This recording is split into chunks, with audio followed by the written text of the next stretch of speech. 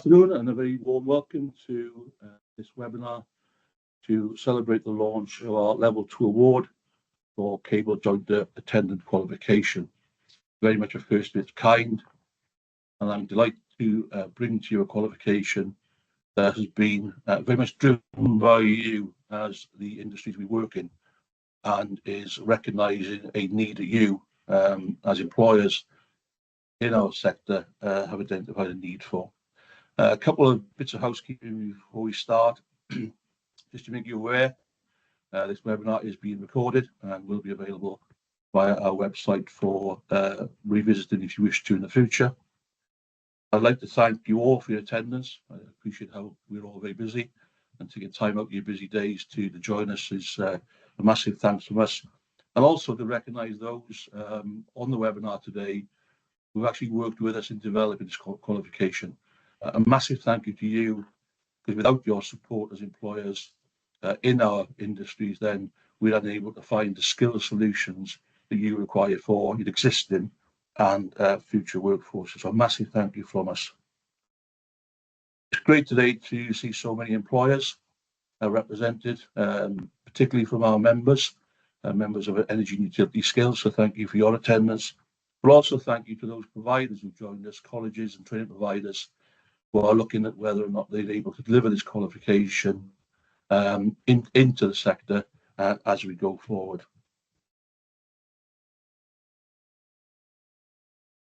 In terms of the agenda for the next half an hour, 3/4 of an hour, what I'd like to do is give you a brief introduction to Energy and Utility Independent Assessment Services. We are the awarding organisation of Energy and Utility Skills. Energy and Utility Skills, you know, to be the standard-setting body for the sector. We're also a membership organisation that works with you to support you in finding skill solutions and sector attraction strategies to ensure that we have the workforce both for today and for the future. And thank you for supporting us in trying to inform policy around the skills agenda and initiatives around skills and around apprenticeship standards in particular. Secondly, we're going to talk a little bit about the qualifications that we have brought to the market to date.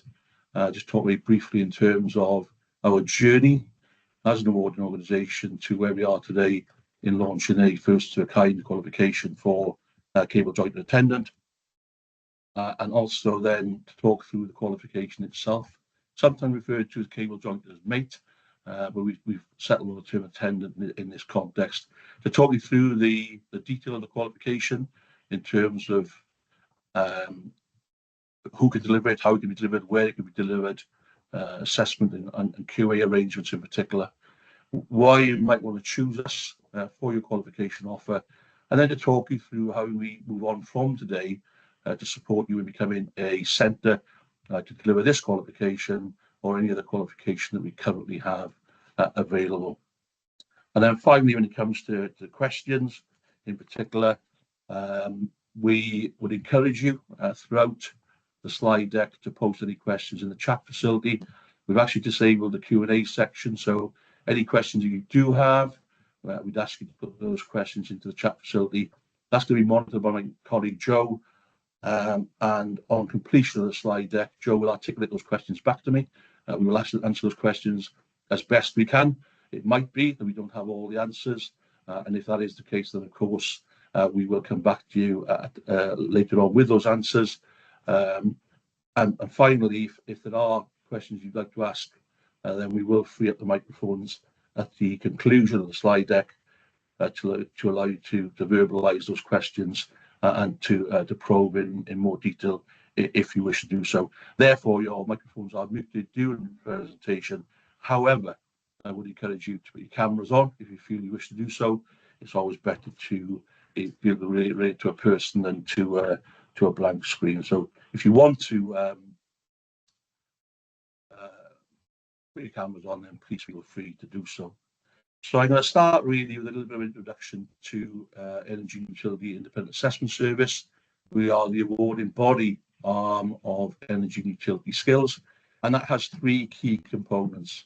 And in many ways, it's non-traditional in terms of how we've evolved as an awarding organisation. So we very much started with industry schemes the things that you work with every day, like shear, national water hygiene, utility excavations, those schemes are being developed with you, for your workforce. And those schemes have been a huge part of our journey as an awarding organisation and continue to be a huge part of what we do. And we continue to launch new products. We have slinging and lifting and bank person, for example, coming to the market very soon. We then evolved into a endpoint assessment organisation. So we are offering endpoint assessment services for currently 25 industry standards. That is growing. We increasing our portfolio as and when we need to, and very much working with you as employers in our sector to understand the demands you have around the standards you'd like us to work with and to provide that service. And then more recently, we moved into the non-regulated and regulated qualification space. So our first regulated qualification we launched only at the start of last year. So it's been a journey that has primarily focused around supporting you as our employers and as an industry, making sure that we have industry schemes in place to support your requirements and to evolve our service to cover all aspects of lifelong learning in many ways, from apprenticeship right through industry schemes and CPD, and in the case of today, more formal regulated qualifications. But in terms of where we are in that journey, we launched our first qualification, albeit a non-regulated qualification, back in November of 2023 with Streetworks. Those you will be familiar with those suite of operative and supervisor units. We have those available now both in England and Scotland. And then we started in February 24 the journey of becoming a regulated qualifications offer. And we started with network construction operations for gas and water, which form part of our CSCS card, of course. And we more recently moved into 2 qualifications in first aid and work and emergency first aid. And then more recently, we moved into offering qualifications in confined spaces. And a couple of things that set us apart, I guess, as an awarding organisation in terms of qualifications we deliver is trying to think about how we can support you as our employers, as our industry, and give you something that's different from what might be available in the wider market. So, for example, on first aid, we have developed specific power industry amplification and guidance about how those competencies, skills and requirements of first aid can be applied in the context of the power industry. That is particular to what we do and what you do, and we're keen to make sure that we provide that guidance. On confined spaces, for example, we have developed a qualification specifically aimed at those people who manage a confined spaces site. We believe that's a first of its kind, and has been very popular so far in terms of those centres that wish to adopt our confined spaces qualifications. So we will always try to find something that's different and nuanced to meet the requirements of you as our employers. And all of the work we do in developing schemes and qualifications is supported by you and through consultation with you. And that's massively important in terms of the integrity and credibility of qualifications and schemes that you want that we can offer on your behalf. So on to the qualification of Cable Jointer Attendant. It's a level 2 award, and the details are as follows. I'll just talk a little bit of commentary around them. So many people get hung up on guided learning hours, or GLH. It's a 2-unit qualification. There's a knowledge unit and a unit that is a combination of knowledge and practical skills. The guided learning hours are indicative. They are not measured in any way. They are there to reflect the period of learning that we think will be typically required for somebody entering the role with no previous experience. But it's entirely indicative. So it's for you as centres, approved centres, to decide how much learning somebody needs to cover to enable them to pass the assessment. Unit 1 is 20 hours GLH, as is Unit 2. But as I say, indicative only, and certainly our external quality assurers who will come out and quality assure centres to make sure The qualification has been delivered in line with our assessment strategy and in line with our commitment to Ofqual through their general conditions of recognition.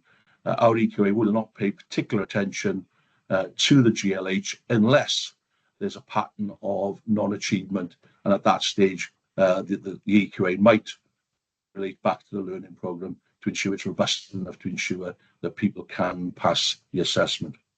In terms of this qualification, it has two assessment routes: one, a multi-choice question paper, and secondly, a practical observation. That practical observation is not necessarily in the workplace. That practical observation can be set up by a centre and administered by the centre, assessed by the centre, and quality assured by the centre. This is very much about testing whether somebody has acquired the knowledge and understanding through a multi-choice on-screen test paper and practical observation, which you will devise as centres to meet the demands of the learning outcomes and assessment criteria stipulated in the qualification specification. The cost of this qualification is £40 at registration and £10 at certification. We do offer a free online practice test paper. That is pretty much routine, so you are able to prepare your learners, your candidates, for their knowledge assessment through access to a free online practice paper. We have worked with you as industry, so this initiative came through a standard developed by Transmission and Distribution subgroup of our National Skills Academy for Power. Once again, a prime example of one of our strategy groups coming together to write a common standard required by you, for you, and us facilitating that through a qualification. And it is, we believe, the first regulated qualification of its kind in the market. We already touched on the fact that we've worked very much with you.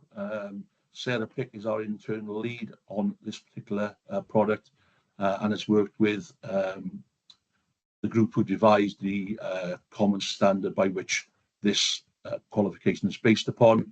It covers both skills and knowledge required by the cable jointed attendant within the power sector across both high and low voltage networks, assessed, as we said, by a multi-choice paper and a practical observation. We do have the free practice test where required. Let's talk a little bit then about each of the two units. So unit one is a knowledge only unit, assessed by a multi-choice question paper, 40-minute duration, online test, by the way, and with a 70% pass mark.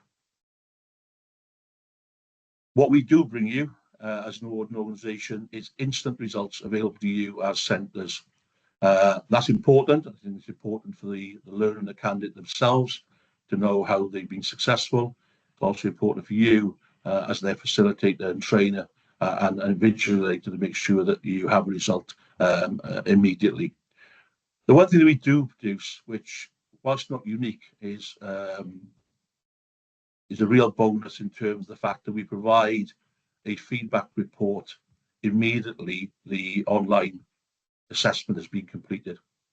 And even when somebody's achieved a 70% pass mark, I think you'd agree that if they've only hit that threshold of 70% or 75%, there are clearly gaps in their knowledge and understanding. And what the assessment criteria report does is identify where those gaps might exist. And that, I think, has two outcomes. One, it can include some identification of further interventions to improve somebody's knowledge and understanding, which might be important from a safety perspective. And secondly, if somebody does fail for some reason, you can identify the learning outcomes they failed the questions against and do some additional intervention work and study to enable them to pass the second time. So the immediacy of that assessment criteria feedback report is particularly interesting. I think it adds value, particularly to employers, to better understand, even though their candidate, their learner, their colleague has actually achieved the qualification, it still might highlight some areas of weakness that you as employers wish to address to ensure that you have those on site who are health and safety minded and health and safety conscious. 20 guide learn hours simple pass or fail assessment. Quite simply, 69% you're failing, 70% above you're passing. There's no other merit or distinction within this particular unit. And as you can see there, the key topics covered: health and safety requirements, working as an attendant, how to use tools and equipment safely, who are the key people involved in cable jointing operations, and as importantly, because of the type of role this is, how to provide safety support to the power craftsperson who's leading on a particular job or task. The second unit is a balance between knowledge and practical. The knowledge assessment, again, online test paper, this time of duration of 25 minutes. There's less knowledge statements because there are some practical learning outcomes within this, and has a 68% pass mark. The skills element, access to a practical observation, in reality, that can be done practically anywhere. What we do have is a practical observation recording form. So you, as the centre, will establish what that practical task looked like in identifying that practical task and setting that practical task. You obviously have to take into account the learning outcomes and the assessment criteria, because the absolute key is that that practical task covers the learning outcomes and the assessment criteria and gives the candidate, the learner, the very best chance of demonstrating that they have acquired those skills through their training program. So some diligence in terms of setting up that task. That could be in a training centre, it could be in a training academy of an employer, it could be in a college, it can be anywhere where that practical observation is sensible to do. The requirement being that you can demonstrate, or the candidate can demonstrate, that they can meet the learning outcomes and the assessment criteria. Unit again has 20 guided learning hours. They're both graded as pass or fail.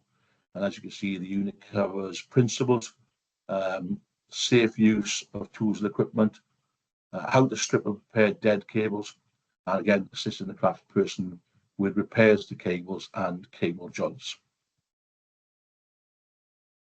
So why choose Energy Utility Independent Assessment Service for your qualifications? Well, I think the first thing is that as a standard setting body, as Energy and Utility Skills, as a membership organisation working with you to influence skills policy and the skills agenda, we work with you to develop qualifications that you have defined fit for purpose. And therefore, that is a unique relationship in many ways, and ensures that we have qualifications that you want through that partnership. Our knowledge tests are available 24/7, accessible on a range of devices, and as I said earlier, you get instant results and you get your feedback report that you can share with learners and with you as the employer. Free online practice knowledge test, again, really important, particularly putting the learner at ease, but also helping the learner understand the system they're going to be using for that online test. So we use a system called exams, and it's important that it might be something the learner's not familiar with, and they just need to understand how they navigate through that platform. And therefore, a practice exam gives them the opportunity to understand the system, but also to test their knowledge and understanding before being exposed to an actual assessment that would contribute to the outcome of their qualification. We do provide contextualized guidance material to support your delivery. So I talked about the amplification for the power industry in relation to first aid. But I also mentioned the fact that on network construction operations, for example, we have been very explicit in providing RPL guidance, recognizing prior learning. It's great practice to recognize that if somebody already has the skill or already has the knowledge, you shouldn't really put them through a training program, and actually you can take them straight to assessment. And we've been very explicit in encouraging that approach. And it depends on the experience of the individual. So somebody new to the sector, never worked in the sector, then they're probably going to go through 100% of the syllabus and curriculum. Somebody who's worked in a role for a period of time and needs the qualification, then they might be in a position where they can go straight to assessment rather than have to go through a learning program and anything else in between. It's very much an individualized approach where you analyse what somebody can do or know currently, fill any gaps where they exist, and then go to the assessment process to achieve the qualification. We are very explicit in supporting recognising prior learning as a route to achievement. We like to think we offer a very personalised service. We're very much a face-to-face organisation. We are keen to get out, to meet with you, to work with you, to support you, to build those relationships and to help you find those solutions that you need for your existing workforce, but also for the workforce of the future. You will always have access to named individuals, whether that's in the business development team that I look after, or whether that's your external quality assurance person. You will always have access to named individuals for support throughout that journey with us.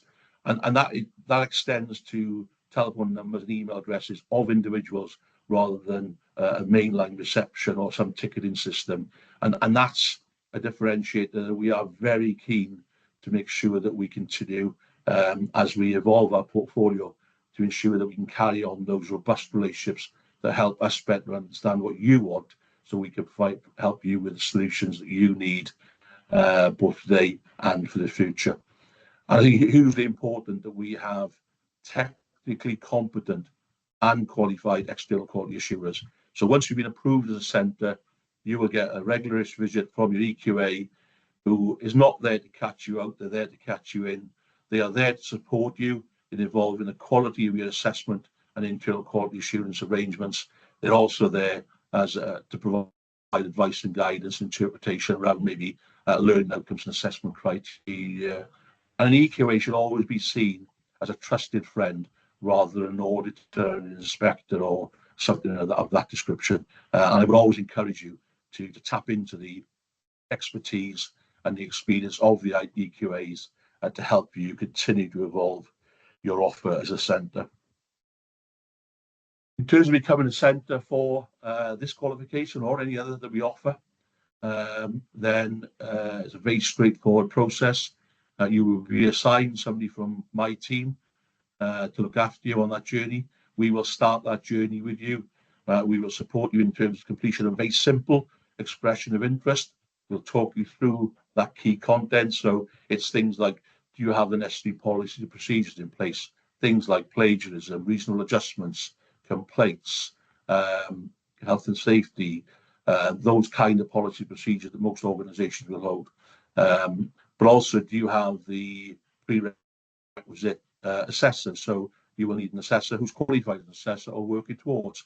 If they're working towards, you need to have somebody who is qualified who can sign off their assessment decisions. We also need to be occupationally competent. So we're looking for people who have recent experience in terms of assessing this qualification as operating as a cable jointer in their career. So we'll take you through that process and making sure, of course, you have the quality assurance arrangements in place to include things like observation of assessor performance, feedback to assessors on that performance, standardisation of the assessment process, making sure that across the organisation or across your assessment team, people are doing things in relatively the same way, albeit, of course, we're humans and you'll never get people doing exactly the same thing every time. But the role of an IQA is very much to ensure through standardisation and moderation that those extremes are navigated and mitigated. Very simple application form we'll ask you to fill in. And once we receive the application form, we will arrange for one of our EQAs to visit you on site, your site, to undertake that centre approval visit. We're not going to ask you to send us policy procedures up front or CVs. We're simply going to ask you to make sure they are available for our EQAs on the day that they visit. So there's no uploading a range of documents to SharePoint or something similar. We will come and find those documents when we come to do our centre approval visit with you. Further information on this qualification. So the qualification specification, which covers a lot of what I've discussed in the last 20 minutes or so, can be found on that link. We will, of course, send these slides out to you on the conclusion. Now, one of my team will be in touch to follow up on today's webinar to take you through the process of becoming a centre. We will pick up any questions from this webinar and create an FAQ section on our website. We will also encourage you, if you have additional questions, beyond the FAQs that we publish, to keep sending those in to us, and we will, of course, update those FAQs as we go along. And, of course, a copy of this webinar this afternoon, will be available on our website in the coming days. I'm now more than happy to take any questions.